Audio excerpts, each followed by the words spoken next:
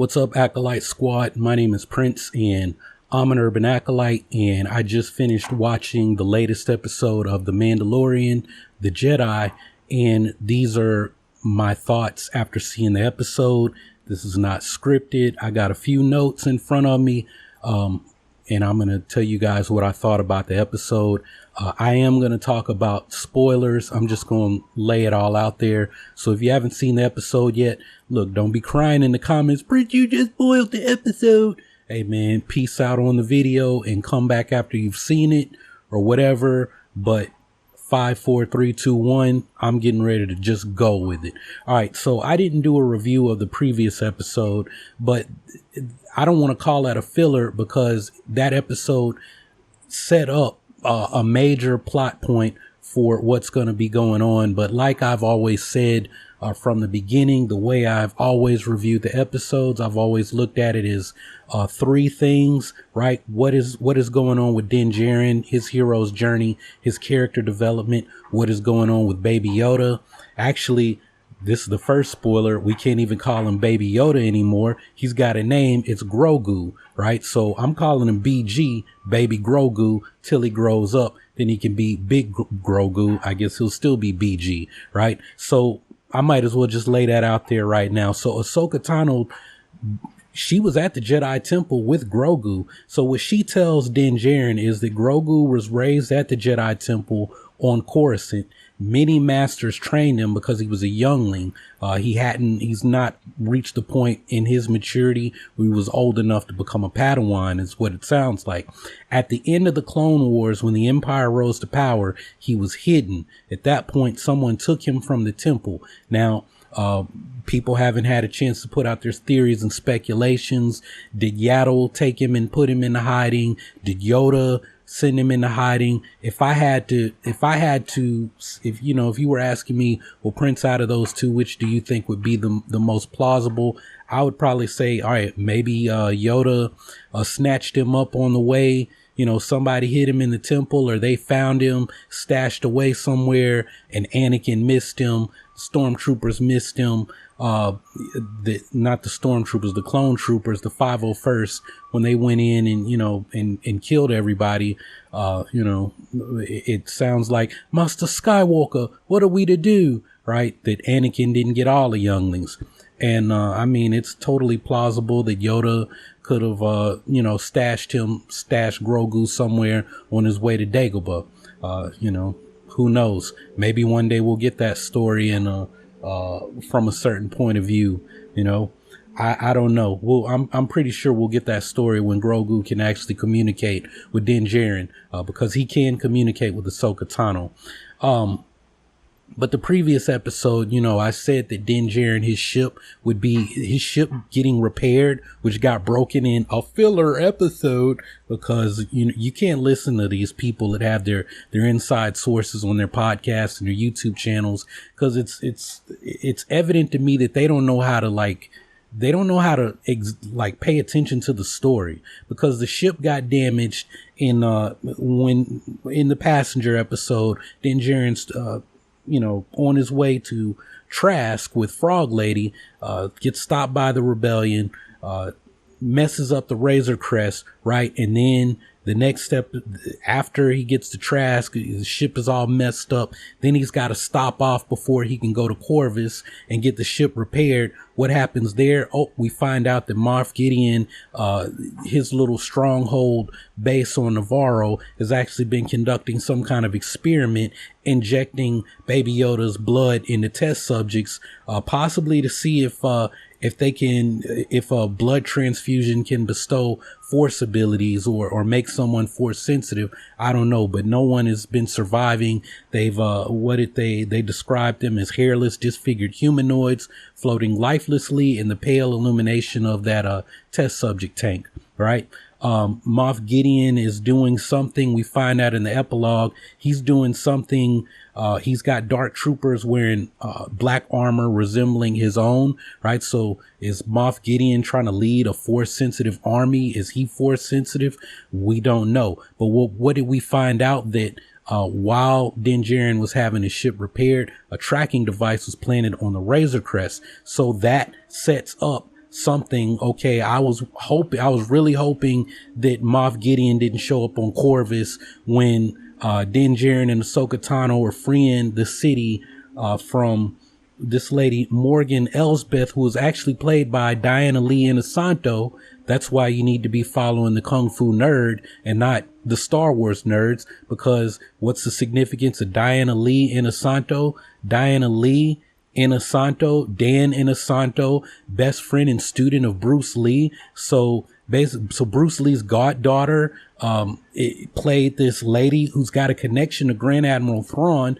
Ahsoka told us that during the Clone Wars, Morgan Elsbeth's people were massacred. She survived and let her anger fuel an industry which helped build the Imperial Starfleet. She plundered worlds, destroying them in the process. And apparently she was working for Grand Admiral Thrawn, because what is another storyline at this setup? That Ahsoka is searching for Thrawn because she's searching for Ezra Bridger, which this was something I said in the last video about Ahsoka Tano and this episode possibly setting up an Ahsoka twist. And I said I disagree. I don't think it will. I'm gonna have to go back and look at that article and expound on that and another Off the Dome Mandalorian Ahsoka Tano video tomorrow, next week. I don't know.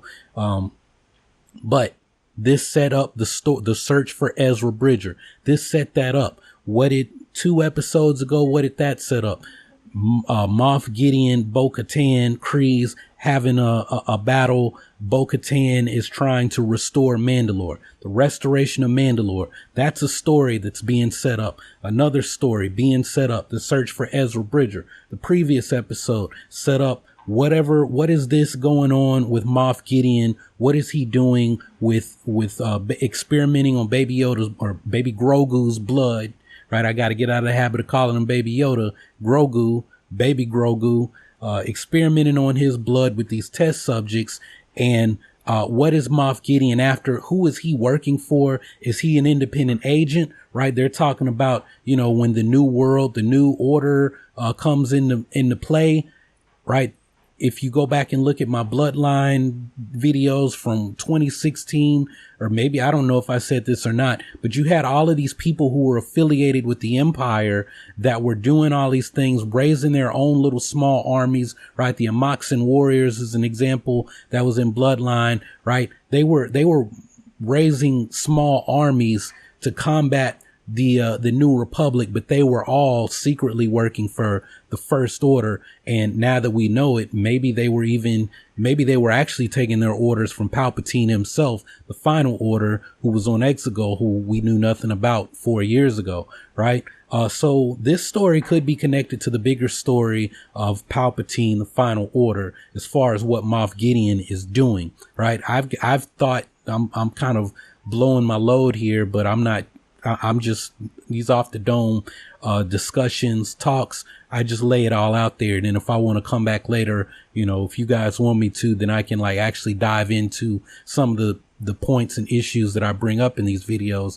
But I've been feeling that Moff Gideon for a minute is working for Palpatine. That if Moff Gideon actually is Force sensitive, that Palpatine would have raised him up, taken him from Wolf Yularen,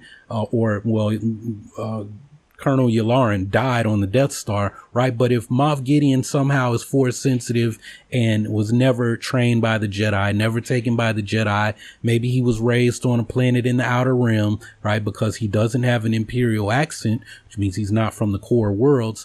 If he was somewhere in the Outer Rim, wild space, and the Empire brought order to whatever planet he was on, and then he joined the Empire, works as an ISB agent, and then rises to the level of Moff because Palpatine identifies, he's got the Force and I want talented people around me. And maybe Moff Gideon is even part of the Sith Eternal, part of that cult, which means he actually is taking marching orders from Palpatine. And to go back to the video, what was it, 5 reasons that I think Moff Gideon could be Force sensitive, right? Giancarlo Esposito's comment about, is he one of the ones, right? Is he Vader's heir, right? That made me kind of think, what if Palpatine said, when I bring about this new order, you're going to be my new apprentice. And maybe that's true. Maybe it's not true. You can't believe everything that Sheev says. It's like, yo, man, I'm manipulating everybody to get what I want. Right. But maybe I might need you because of the whole rule of two thing. You know, I need an apprentice I need somebody there to, so we can become this dyad in the Force thing, which was, you know, Palpatine's whole motivation from the beginning was he intended for Maul to be a dyad with him. Right. I'm going to raise the ultimate weapon and I'll send him out to, you know, to keep my hands from getting dirty. Right. I got, you know, old dirty Darth Maul to do it for me. Right. But that didn't work out. But, you know, it has been retconned that he fully intended to carry out his plan through Maul. And, you know, Maul got cut in half by Obi-Wan Kenobi. And that was pretty much it for you, boy. There's a lot that this set up. And then on top of that, the final thing that this set up was Ahsoka was like, yo, man, I can't train Grogu. He sees you as a father figure. He's attached to you. And she said it the first time. And then, you know, then she, you know, she's like, all right, well, you know, you help me free this city on Corvus and I'll see what I can do for you and Grogu, for you and your boy. And, you know, they do it. And Din Djarin is like, look, man, this is my mission. This is the reason that I exist to bring this kid to you so that he be trained as a Jedi. That's what I have to do. This is the way. Right. And Ahsoka's like, no, you're his way. Right. He wants to be with you, as you know, and Din Djarin is kind of established that he's like, wherever I go, he goes. My buddy. My Grogu and me, right? If y'all aren't 80s kids, y'all don't know about the My Buddy dolls. So Google Homer Simpson. I know that's not your real name, but I know you're watching this video. You're like 17, 18. Google the My Buddy doll commercial after you finish watching this video, and you'll understand why I just sang that little jingle, right? So Grogu has become attached to Din Djarin, and it's my feeling right now that he just really doesn't want to be a Jedi, right? Like he uses the Force to his advantage to steal, you know, macaroon cookies like in the last episode, and the little, you know, silver ball bearing thing on the switch on the Razor Crest that he was playing with last season, and then it was a huge thing for this episode because that was what made him, you know, show that yes, I can use the Force when I want to. So Ahsoka tells Din Djarin, yo, man, I take him to Tython. You know, she gives him a trial. And what did I say? Separation, initiation, return, right? So Din Djarin's got to separate himself from everything else going on in the galaxy, these different stories, what Moff Gideon is doing, what's going on with the Mandalorians, what Ahsoka's doing. He's got to separate himself from that. Initiation means you go on a trial. His trial, he's got to separate himself. The trial, go to Tython. You got to find this old temple, Jedi ruins, right, on Tython. And then you've got to take Baby Yoda to that so that he can reach out to any surviving Jedi who might take him on as a Padawan, as an apprentice. I have a feeling a whole lot of stuff is going to happen between the time that, you know, I have a feeling because I think Moff Gideon he's tracking Din Djarin, and Din Djarin's got to I have a feeling that Tython is not going to be just, oh, there's Tython right there on the, you know, on the astrogation charts and whatever. But I could be wrong. Maybe it's like, oh, well, here's the coordinates of Tython. Let's go and do it, little buddy. Right. But I think that Moff Gideon is going to show up and that's going to throw a huge wrench. And the last half of this, we're in the bottom half of the season now. We've got 3 more episodes, and I think that Moff Gideon is going to track the Razor Crest, and that's going to be the rest of season 2. And, you know, it might go all the way into season 4 that, you know, or maybe it happens in season 3 or this season. And the rest of it is, you know, Baby Yoda reaches out into the Force, you know, to let a surviving Jedi know where he is and that he wants to go through with becoming a Jedi. And I think that, you know, season 3, season 4 could be them waiting to see, you know, what happens. But in the meantime, you've got these other adventures, and, you know, maybe Baby Yoda starts to grow and mature, and that could be interesting, seeing him go on adventures with Din Djarin, whatever the story is at that point, and he's using the Force, or they're still being pursued by Moff Gideon, along with, you know, the restoration of Mandalore. I don't know, but they are, you know, they're in the process of starting to film season 3 right now. So, you know, I don't know. I don't want to look that far ahead into the future, especially the way 2020 has been going down. Let's just focus on the next 3 episodes and seeing what's going to happen here. And then we have, you know, the summer, the winter for you guys. It's always summer where I am. The rest of the winter, spring, and summer to think and speculate about what could be coming in season 3. So that's really all I got to say. I tried to keep this under 15 minutes, but I ran a little bit over. I'm just going to upload this video. I'm not going to put any pictures in or anything, because the Final Fantasy 14 live letter is going down like right now. And I want to see what they're going to do with the monk class in update 5.4. So I'm just going to get this video posted, and y'all let me know what you think or what you thought about the episode. So yeah, I got to go catch Final Fantasy 14. Hope y'all enjoyed this episode, and I will holler at y'all. Y'all keep on breathing, and I'll holler at y'all on the next episode.